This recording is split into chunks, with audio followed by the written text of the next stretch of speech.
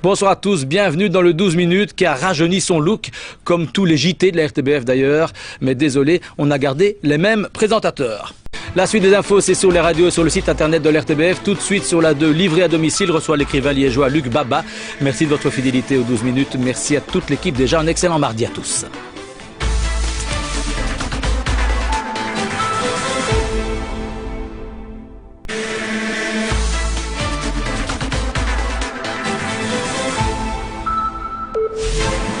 Un nouveau visage et un nouveau nom dans le dossier terrorisme. Voici Najim El-Ashraoui, complice de Salah Abdeslam le 13 novembre dernier à Paris.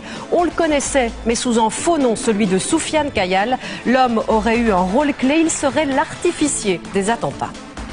Bonsoir, 15 minutes New Look et dans l'actu ce soir, ces nouvelles images de l'arrestation de Salah Abdeslam. L'ennemi public numéro 1 sort en courant de sa cache. Il est touché par un tir des forces spéciales. Visite historique à Cuba. Le président américain est sur l'île en famille, preuve que les deux pays ont bel et bien renoué les liens. Et puis le reportage coulisses du 15 minutes. On s'est glissé comme une petite souris dans les cuisines hyperactives d'un restaurant.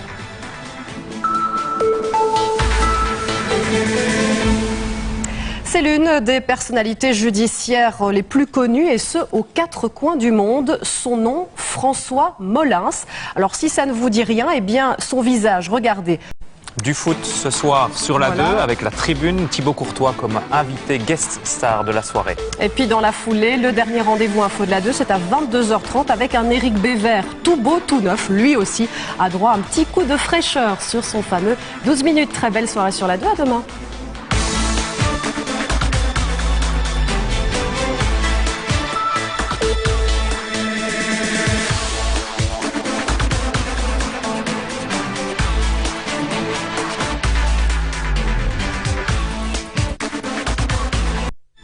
Le 13h, Nathalie Malleux. Bienvenue dans cette nouvelle édition du journal. À la une, de nouvelles images sous un autre angle de la neutralisation de Salah Abdeslam. Les forces de l'ordre l'ont arrêté net dans sa fuite. Toujours dans cette enquête, un nouvel appel à témoins sur l'un des fugitifs. Soufiane Kayal n'était qu'un pseudo. On connaît désormais son identité. Détails sur un suspect à l'importance capitale avec Justine Katz. Ces hommes préparaient-ils un autre attentat à Bruxelles cette fois? Retour sur les propos de Didier Reynders. Nous verrons si le ministre en a trop dit.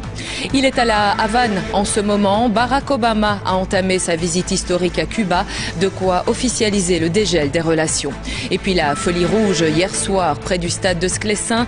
Les joueurs ont rejoint les supporters pour une fête mémorable autour de la Coupe de Belgique.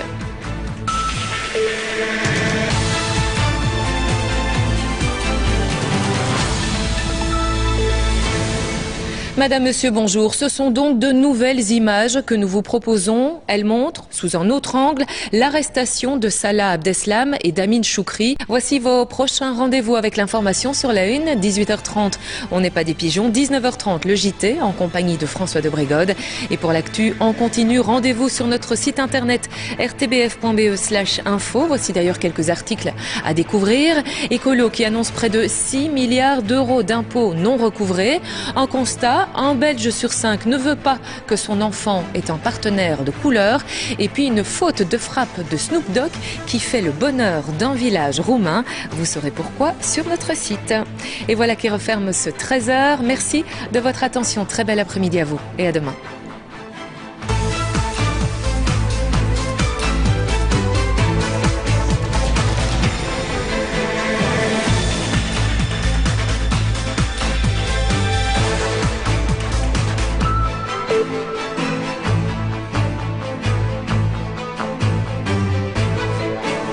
Le 19h30, François de Brigode. Bonsoir à toutes et à tous, bienvenue dans ce journal. Voici le titre de l'actualité. Le procureur de la République française, François Molins, a fait le point sur l'enquête. Après les attentats de Paris, il était à Bruxelles tout à l'heure. La coopération judiciaire entre la France et la Belgique peut être qualifiée de très riche et de fluide. Et nous pourrons voir aussi de nouvelles images de la capture de Salah Abdeslam.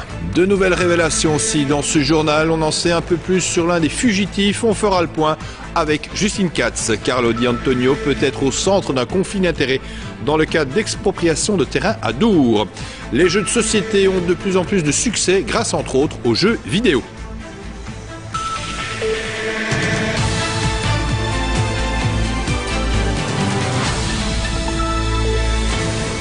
Rencontre au sommet aujourd'hui entre le procureur de la République française François Molins et le procureur fédéral chez nous Frédéric Vanleux. Les deux hommes ont fait le point sur l'enquête dans le cadre des attentats de Paris. Prochain rendez-vous de l'info sur la Une, ce sera demain dans le 6-8 présenté par Sarah de Padua. Toute l'actualité en continu est à retrouver sur le site internet de la RTBF. Pour la fin de journal, merci de nous avoir suivis. Excellente soirée à toutes et à tous et à demain.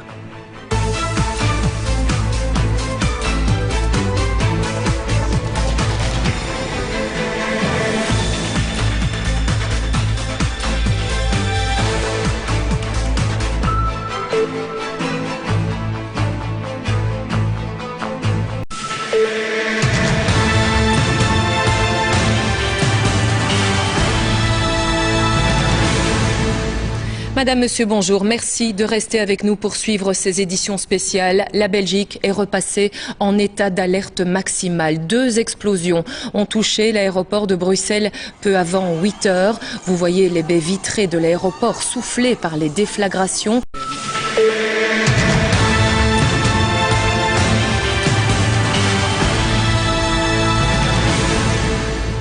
Bonsoir à tous. Le choc, l'horreur, il n'y a pas d'autre mot. Ce soir, à l'heure qu'il est, il y a au moins 30 familles qui sont endeuillées. On dénombre en effet plus de 30 morts après le double attentat terroriste qui a frappé dans un premier temps l'aéroport de Zaventem. Il y a eu 2 explosions, dont au moins un attentat suicide. Cela est survenu vers 8 heures ce matin. Au moins 14 personnes sont décédées et 92 autres ont été blessées. Cela s'est passé dans le grand hall de l'aéroport de Zaventem.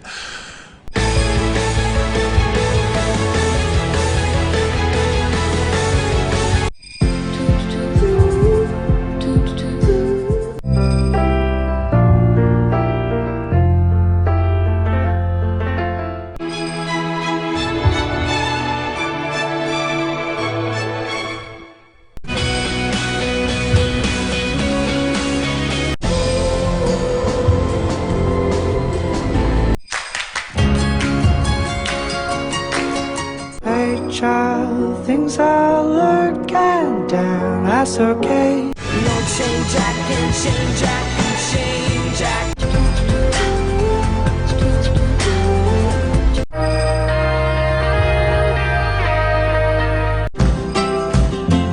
I don't think you're right for him. Deep down I know this never works.